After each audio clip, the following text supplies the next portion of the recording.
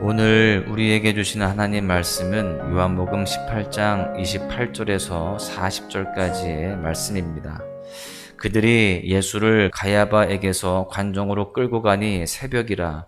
그들은 더럽힘을 받지 아니하고 유월절 잔치를 먹고자 하여 관정에 들어가지 아니하더라.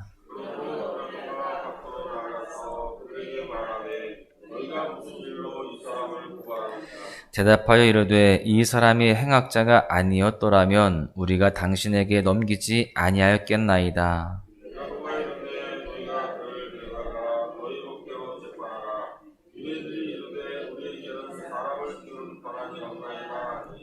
이는 예수께서 자기가 어떠한 죽음으로 죽을 것을 가르쳐 하신 말씀을 응하게 하려 함이로라.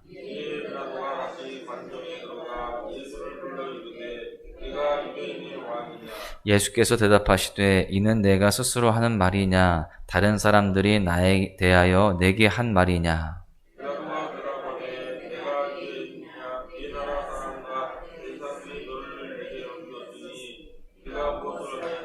예수께서 대답하시되 내 나라는 이 세상에 속한 것이 아니니라. 만일 내 나라가 이 세상에 속한 것이었더라면 내 종들이 싸워 나로 유대인들에게 넘겨지지 않게 하였으리라. 이제 내 나라는 여기에 속한 것이 아니니라.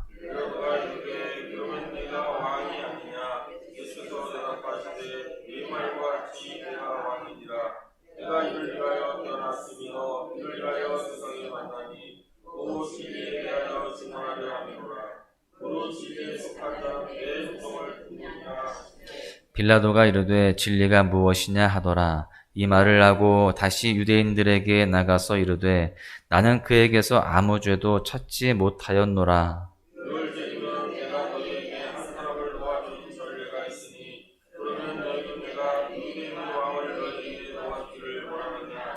그들이 또 소리질러 이르되 이 사람이 아니라 바라바라 하니 바라바는 강도였더라. 아멘.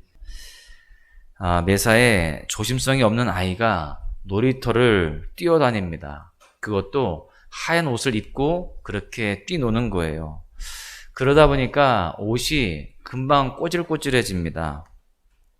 그렇게 옷이 더러워지고 또 몸이 여기저기 그렇게 상하는데도 아랑곳하지 않고 열심히 뛰어놉니다. 그러다가 집에 들어오는 거죠. 옷은 땀에 쩔었고 빨아도 다시 하얗게 되지 않을 것처럼 옷이 다 더러워졌습니다. 집 문을 열고 딱 들어오는데 엄마가 계시는 거예요. 엄마가 뭐라고 이야기할까요? 너 이게 뭐야? 하면서 야단을 치십니다. 그 다음은 어떻게 되었을까요? 그 아이를 엄마가 내쫓았을까요? 그렇진 않죠. 엄마가 그 아이를 내쫓지 않고 오히려 그 아이의 옷을 벗겨주고 또 몸을 씻겨주고 새 옷을 입혀줍니다. 그리고 더러워진 옷을 다시 하얗게 빨기 시작하죠. 여러분, 이것이 바로 엄마입니다. 아무리 더러워져도 내 아들, 내 딸인 거예요. 그저 사랑스럽고 그 존재 자체로 예쁘고 또한 귀한 것입니다. 여러분, 예수님도 마찬가지세요. 우리의 형편, 상황, 상태를 다 아십니다. 우리의 더러움과 우리의 부족함을 다 아시는 거예요. 그러나 주님은 우리의 존재 자체를 사랑하십니다. 그리고 용납하세요. 우리를 있는 모습 그대로 그렇게 사랑하시는 예수님이 계시기에 우리에게는 여전히 소망이 있는 줄로 믿습니다. 오늘 본문에서도 우리는 예수님의 담없는 사랑을 발견할 수 있습니다. 예수님은 이제 빌라도 법정에 서시게 돼요. 과연 어떤 일이 있었을까요? 빌라도의 법정에서 일어난 일들을 살펴보면서 오늘 우리에게 주시는 메시지를 함께 나누고자 합니다.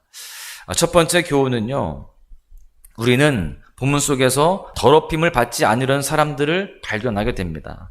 본문 28절을 보십시오. 그들이 예수를 가야바에게서 관정으로 끌고 가니 새벽이라. 그들은 더럽힘을 받지 아니하고 유월절 잔치를 먹고자 하여 관정에 들어가지 아니하더라. 유대인들은요, 예수님을 고발하고 빌라도의 법정에 세웠습니다. 그런데 정작 그들은 법정에 들어가지 않았어요. 왜 그랬을까요? 율법을 지키기 위함이었습니다. 이제 곧 6월절에 다가오는데 유대인들에게 이 최대의 명절 중에 하나인 유월절을 거룩하게 지키기 위해서 법정에 들어가지 않는 건데, 그 법정은 이방인의 집이었습니다. 그 이방인의 집에 들어가게 되어지면 자신이 부정해지는 겁니다. 그러면 이 유월절을 거룩하게 지킬 수 없기 때문에 들어가지 않는 것입니다. 여러분, 율법을 지켜서 부정해지지 않기 위해서 그들은 빌라도의 법정에 들어가지 않은 거예요. 자기 스스로를 더럽히지 않기 위함이었습니다. 여기에서 우리는 유대인들의 하늘을 찌를 듯한 위선을 발견하게 됩니다. 그들은 분명히 더럽혀지기 싫었고 그래서 빌라도의 법정에 들어가지 않았어요. 그런데 그들의 마음 자체가 어떻습니까? 무엇으로 가득 차 있습니까?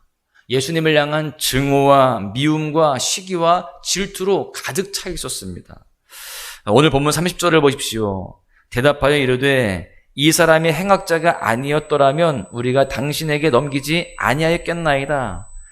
빌라도가 왜 이 사람을 고발했느냐라고 물으니까 유대인들은요, 그가 행악자가 아니었으면 우리가 고발하지 않았을 것이다, 이렇게 대답을 해요. 예수님을 이미 행악자로 규정을 해버린 겁니다. 죄가 없으신 예수님을 이미 죄인으로 단정한 거예요.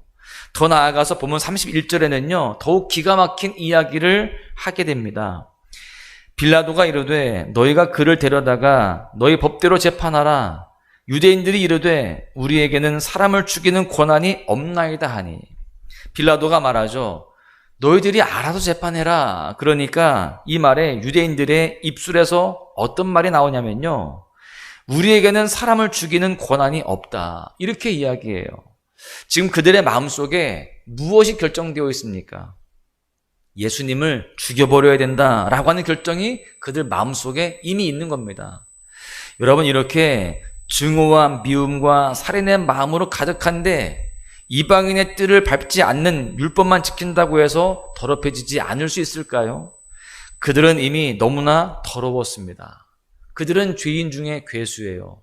죄가 없으신 그 예수님에 대해서 행악자라고 이야기하고 심지어 그 죄에 대해서 구체적으로 말하지도 않으면서 그냥 죽이려고만 하는 그러한 마음들이 그들 가운데 있었다라는 겁니다. 예수님을 메시아로 알아보지 못한 죄가 그들에게 있었고, 의인이신 예수님을 행악자라고 정죄한 죄가 있었고, 예수님을 죽여야 한다고 하는 결정한 그러한 죄가 있었습니다. 그들은 이미 죄인이었어요. 너무나 큰 죄인이었습니다. 우리는 본문에서 더럽혀지지 않으려고 하는 또 한 사람을 발견하게 되는데요, 바로 빌라도입니다. 본문을 읽어 나가다 보면 빌라도에게 무슨 죄가 있을까 이런 생각을 하게 되기도 합니다. 그런데 빌라도는 분명히 죄인입니다. 예수님의 죄 없으심을 분명히 발견하고도 그분을 풀어주지 않았습니다. 오히려 밀란이 일어나려는 것을 보면서 손을 씻고 내게는 아무런 책임이 없다라고 하면서 예수님을 십자가의 형틀에 내어주었습니다. 그래서 우리는 사도신경에서 고백하죠. 본디오 빌라도에게 고난을 받으사. 그는 그렇게 인류 역사상 가장 큰 죄를 범한 죄인이 되게 되었습니다. 이렇게 오늘 본문은요, 더럽혀지지 않으려는 사람들의 실상을 고발하고 있습니다. 더럽혀지지 않으려고 하지만 그들은 이미 더러움에 쩔어 있는 그러한 사람들이었다라는 겁니다. 그런데 그들의 모습 속에서 우리는 누구를 발견할 수 있습니까? 바로 우리들 자신입니다. 겉으로는 죄가 없는 듯 포장해보지만 우리 안에 각종 더러운 것들이 가득하다는 것을 우리는 스스로가 너무나 잘 알고 있어요. 말씀이 우리의 현 모습을 지금 고발하고 있는 것입니다. 그래서 우리는 인정해야 됩니다. 주님, 제가 유대인이었고 제가 빌라도였습니다. 여러분, 은혜는요, 자신의 실체를 인정하는 자에게 부어지는 겁니다. 우리 모두가 말씀 앞에 엎드려서 죄인된 우리의 모습을 낱낱이 고백하고 회복의 은혜를 누릴 수 있기를 간절히 소망합니다. 두 번째로는요, 우리는 불법한 자들 속에서 여전히 말씀을 응하게 하시려는 예수님을 발견하게 됩니다. 본문 32절을 보십시오.